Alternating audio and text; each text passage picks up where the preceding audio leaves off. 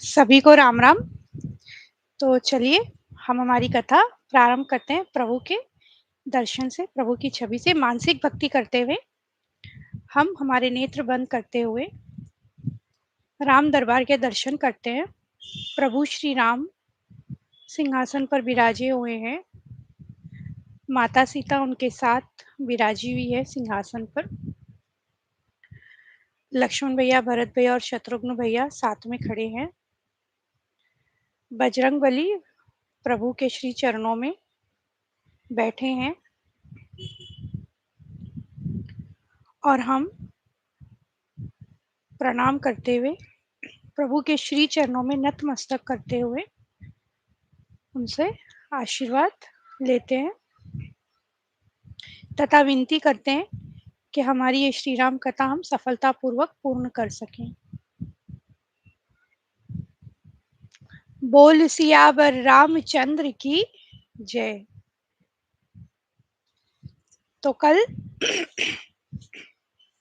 हमने देखा कि राज्याभिषेक होने वाला है, ऐसी बात सुन के मंथरा बिल्कुल उदास हो गई तथा रानी कैकेयी के पास गई और उन्हें बढ़ा चढ़ाकर ये कह दिया कि भरत को राजगद्दी लेनी है, भरत को राजगद्दी हमें दिलानी है तथा राम को वनवास भी जाना है।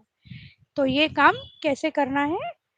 दो वरदान जो दशरथ जी से तुम्हें लेने हैं, जो कि पेंडिंग है, जो दो प्रॉमिस किए थे, वो आज ले लेना प्रभु से, राजा दशरथ जी से।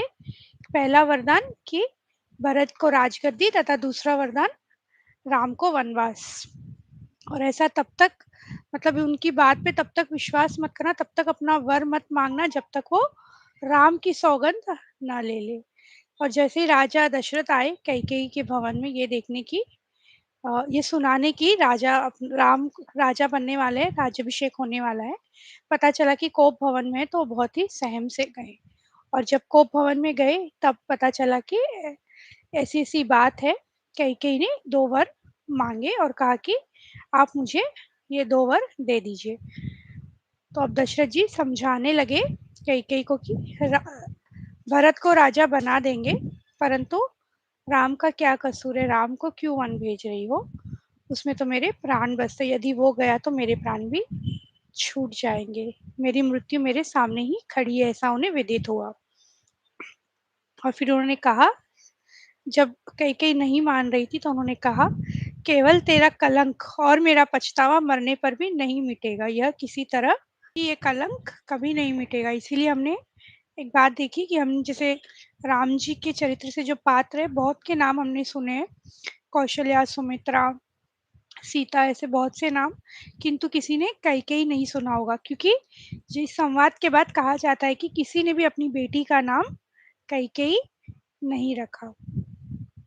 और कह रहे राजा दशरथ, अरे अभागिनी, फिर तो अंत में पछताएगी कि एक तोते के लिए गाय को मार रही है, एक कांत के लिए, नहारू के लिए गाय को मार रही है।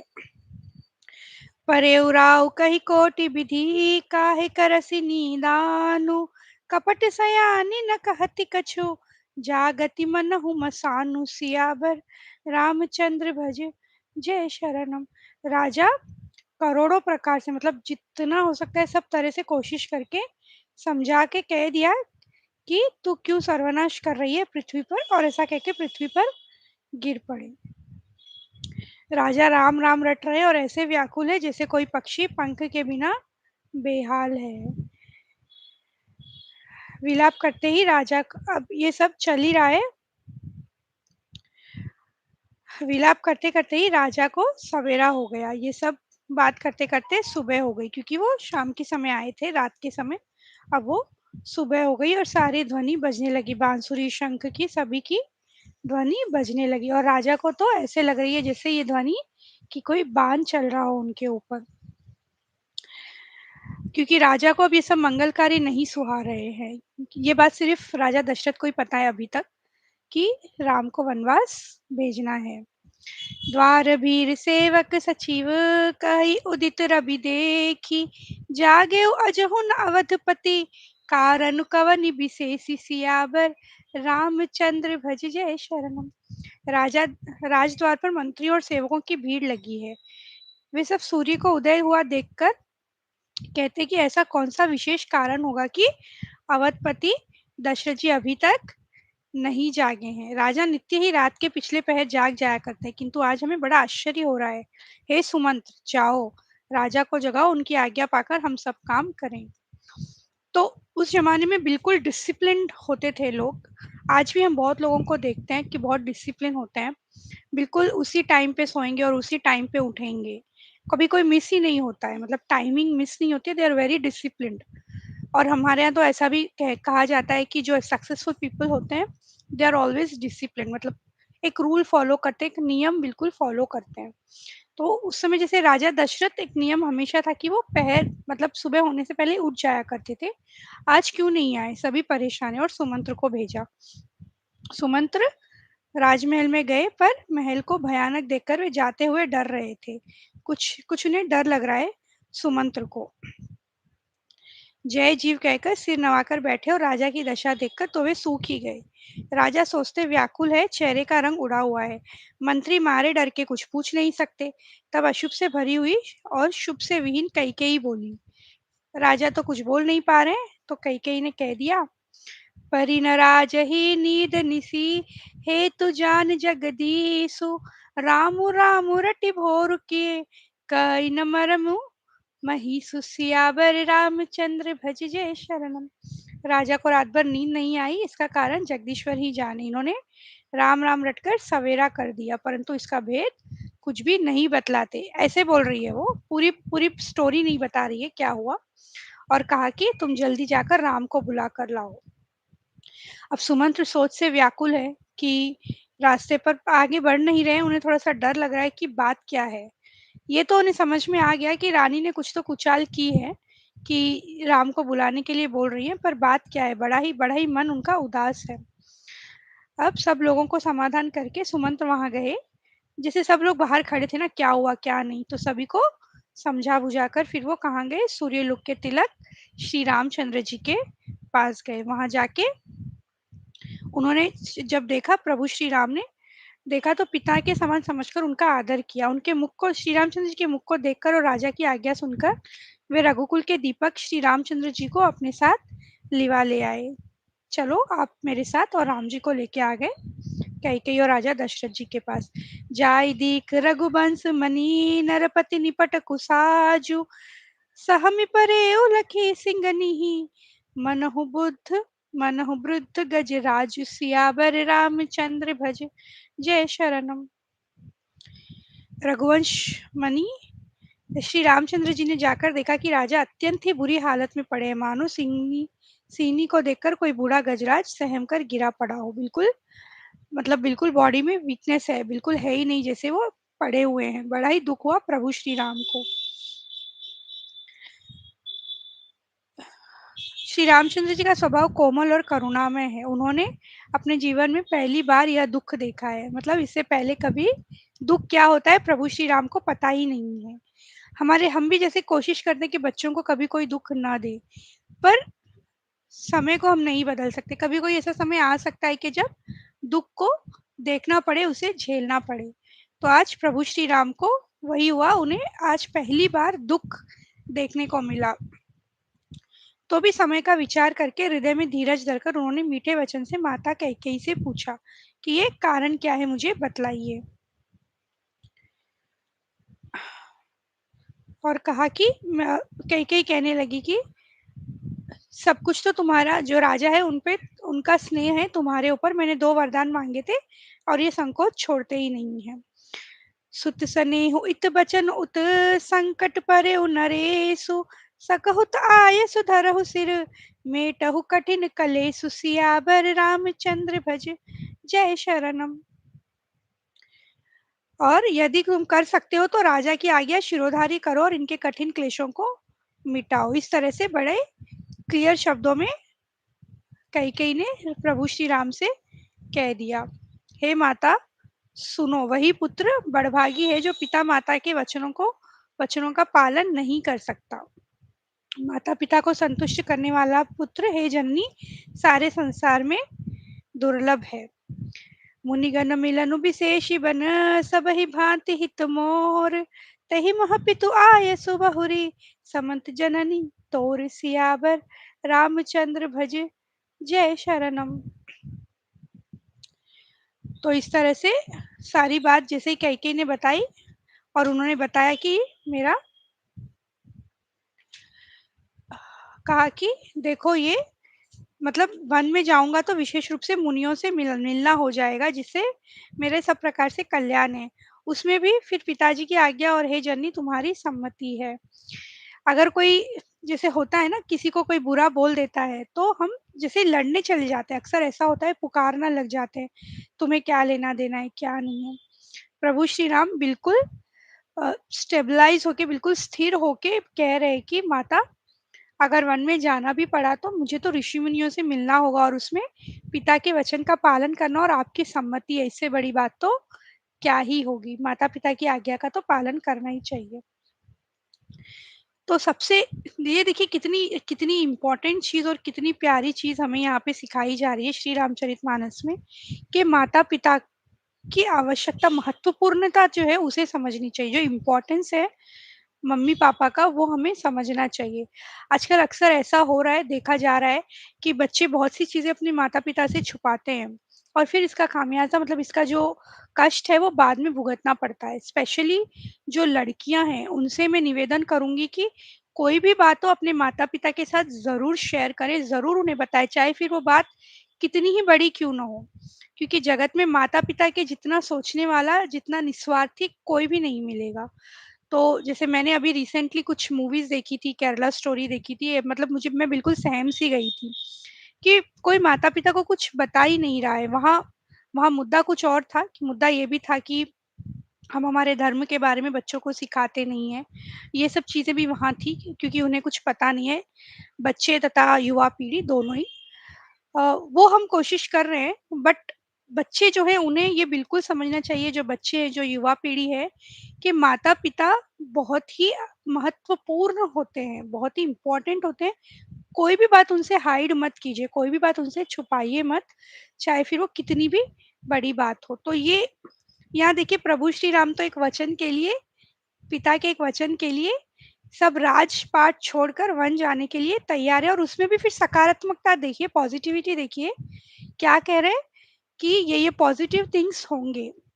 जैसे अभी हमें मोस्ट ऑफ द थिंग्स हमारे कंट्रोल में नहीं होती है अक्सर, तो हमें फिर क्या करना है इसी तरह से सकारात्मकता ढूँढनी है, पॉजिटिविटी ढूँढनी है कि चलिए हम कभी एग्ज़ाम में फ़ेल हो गए, हो सकता है कि फ़ेल हो गए या हमें जॉब नहीं मिली, इंटरव्यू हमने क्लियर नहीं किया या हो सकता है हम कहीं कोई फॉरेन जाना चाहते हैं या कहीं और आउट ऑफ स्टेशन जाना चाहते थे, वो नहीं हो पाया किसी रीज़न से, या किसी से शादी करना चाहते थे, नहीं हो पाई।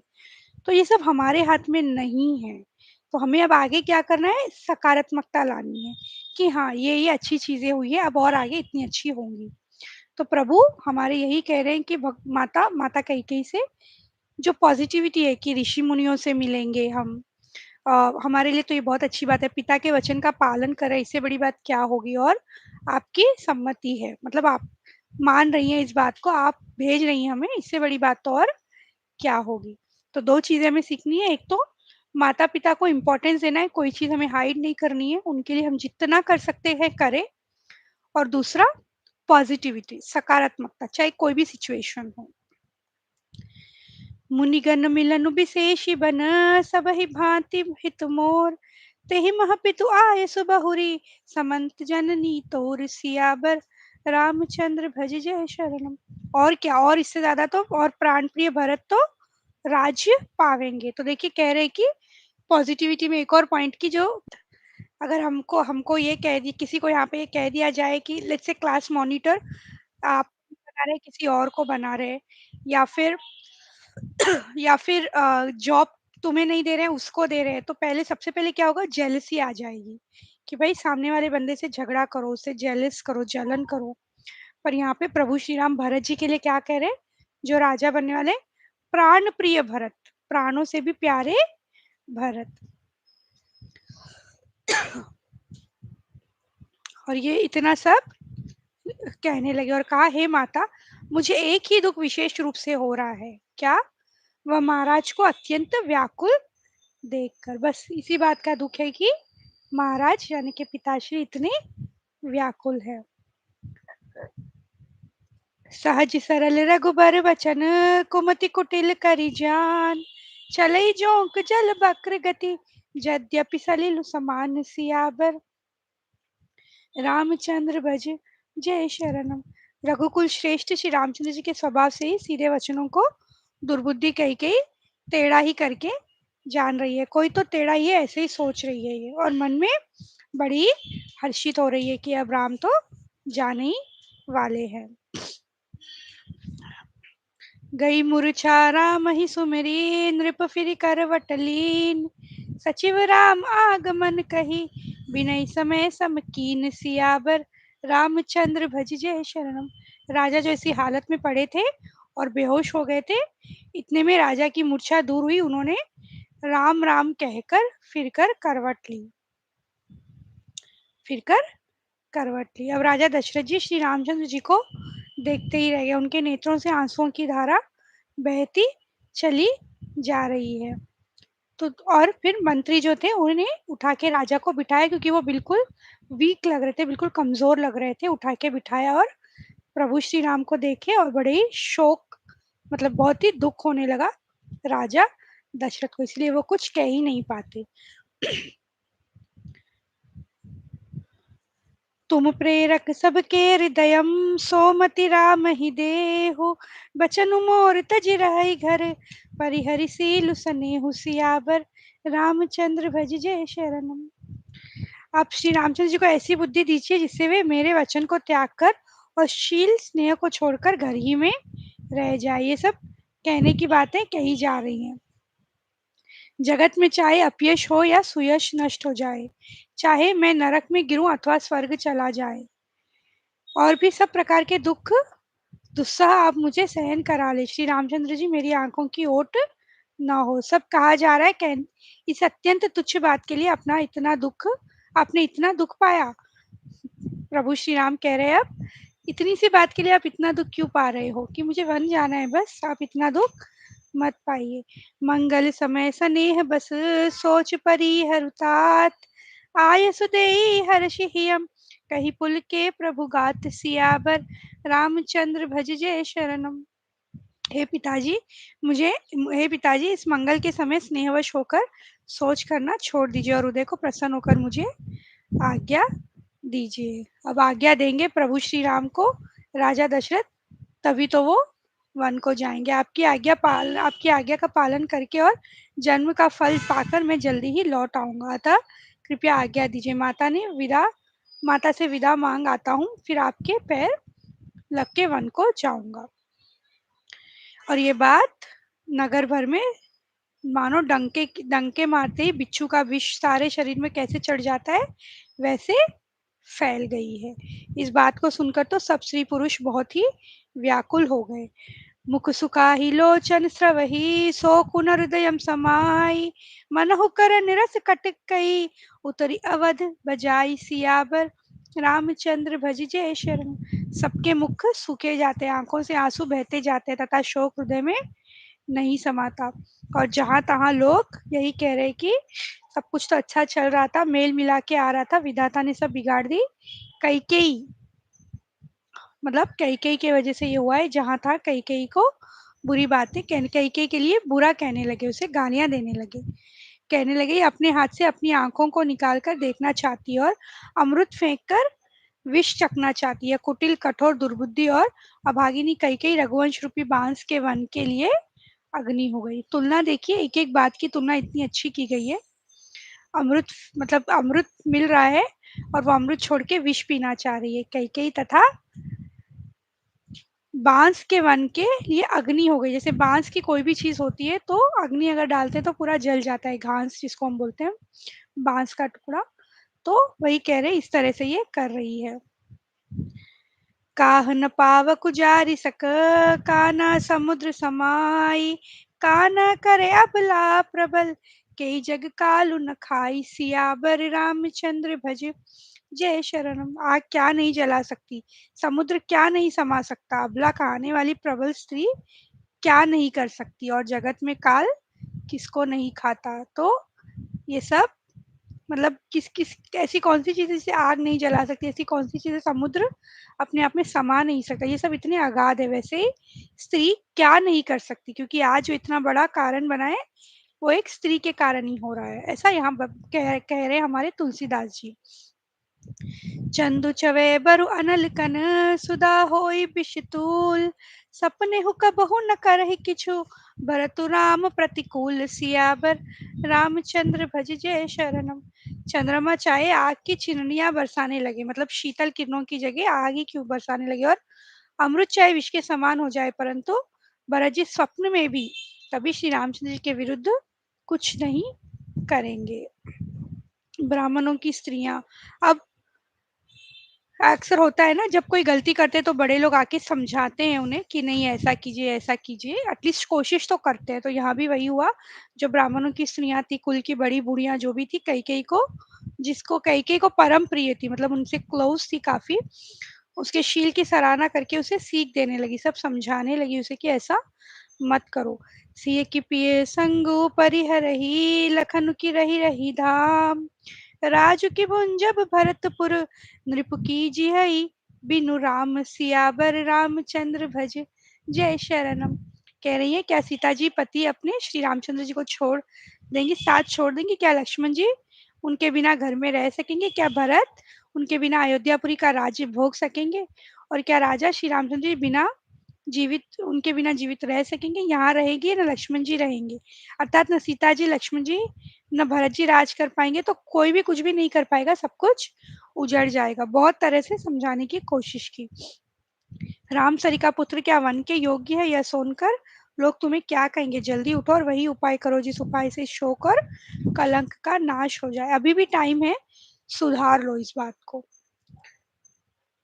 तुलसीदास जी कहते हैं जैसे सूर्य के बिना दिन, प्राण के बिना शरीर और चंद्रमा के बिना रात, वैसे ही श्री रामचंद्र जी के बिना अयोध्या हो जाएगी, क्योंकि सभी अत्यंत प्रेम करते हैं प्रभु श्री राम से और राजशिला के लिए इतने खुश थे। तो कैसे हो जाएगा, सूर्य के बिना दिन, मतलब सूर्य होगा परंतु दिन तो होगा बट सूर्य के बिना का दिन होगा, इस तरह से। प्राण के बिना शरीर, शरीर तो होगा किंतु प्राण नहीं होंगे, वैसी हो जाएगी। सब कुछ समझाया, परंतु कई कई कोई उत्तर नहीं देती।